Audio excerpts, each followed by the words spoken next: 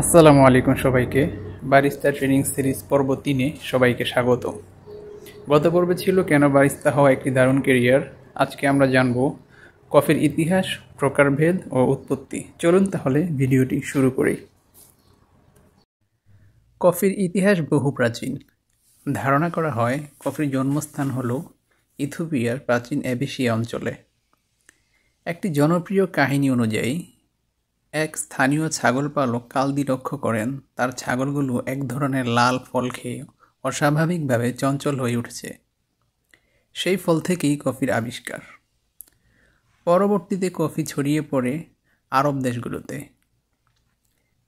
বিশেষ করে ইয়েমেনের মক্কা শহরে, যেখানে কফিকে প্রথম পানীয় হিসেবে প্রক্রিয়াজাত করা হয়। সেখান থেকে কফি প্রবেশ করে ইউরোপে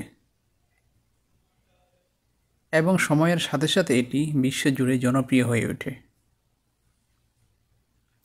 কফির প্রকারভেদ। কফি বিন মূলত 4 প্রকার: অ্যারাবিকা, রোবাস্তা, লাইবেরিকা, এক্সেলসা। বর্তমানে বিশ্বে 2 ধরনের কফি বাণিজ্যিকভাবে বেশি চাষ করা হয়: অ্যারাবিকা এবং রোবাস্তা। কফি অ্যারাবিকা স্বাদ মৃদু, মসৃণ এবং ফুলের মতো সুবাসযুক্ত। ক্যাফিনের পরিমাণ অপেক্ষাকৃত কম। এটি উঁচু স্থানে হয়, 600 থেকে 2000 মিটার উচ্চতায়। দাম তুলনামূলকভাবে বেশি। জনপ্রিয়তা বিশ্বজুড়ে প্রায় 60 থেকে 70%। রোবাস্তা। রোবাস্তা স্বাদ তীব্র, কখনো কখনো কড়াও লাগতে পারে। ক্যাফিনের পরিমাণ বেশি। এটি নিচু ও গরম এলাকায় চাষ হয়। রোগ প্রতিরোধে সক্ষম ও ফলন বেশি। দাম অ্যারাবিকার চেয়ে কম। বেশি ব্যবহৃত হয় ইনস্ট্যান্ট কফি এবং এসপ্রেসো ব্লেন্ডে। লাইবেরিকা। লাইবেরিকা কফির স্বাদ অনেকটাই ভিন্ন। এটি অনেক সময় ফলের মতো ঘ্রাণযুক্ত হয় এবং এর মধ্যে কিছু ফুল সুবাসও পাওয়া যায়। স্বাদটা বেশি শক্তিশালী, কিছুটা স্মোকি বা কাঠের মতো মনে হতে পারে। কিছু কিছু কাপে ফলের মতো টক ভাব ও মিষ্টি অনুভব হয়। অনেকেই এটাকে বোল্ড অ্যান্ড ওয়াইল্ড বলে থাকে। চাষের অঞ্চল। লাইবেরিকা মূলত পশ্চিম আফ্রিকার লাইবেরিকা দেশ থেকে এসেছে, যেখান থেকে এর নামকরণ হয়েছে। এখন এটি সবচেয়ে বেশি চাষ হয় ফিলিপাইন, মালয়েশিয়া, বিশেষ করে জোহর ও সাবাহ অঞ্চল, ইন্দোনেশিয়ায়।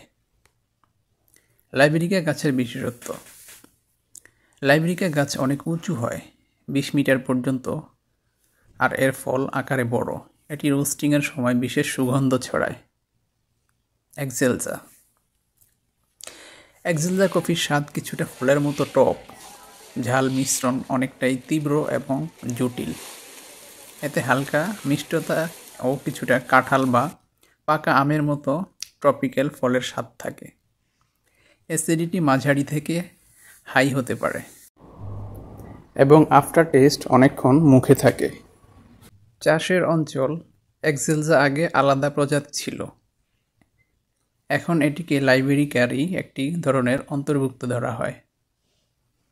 এটি সাধারণত চাষ হয় দক্ষিণ পূর্ব এশিয়ায়, বিশেষ করে ফিলিপাইন ও ভিয়েতনাম, আফ্রিকার কিছু অঞ্চলে।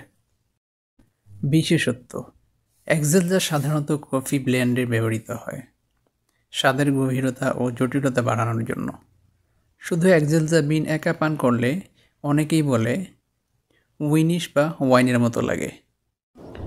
তো এই ছিল কফির ইতিহাস, প্রকারভেদ ও উৎপত্তি। তো ভিডিওটি কেমন লেগেছে অবশ্যই জানাবেন এবং পরবর্তীতে এমন আরও ভিডিও পেতে অবশ্যই চ্যানেলটি সাবস্ক্রাইব করবেন। ভালো থাকবেন। আসসালামু আলাইকুম।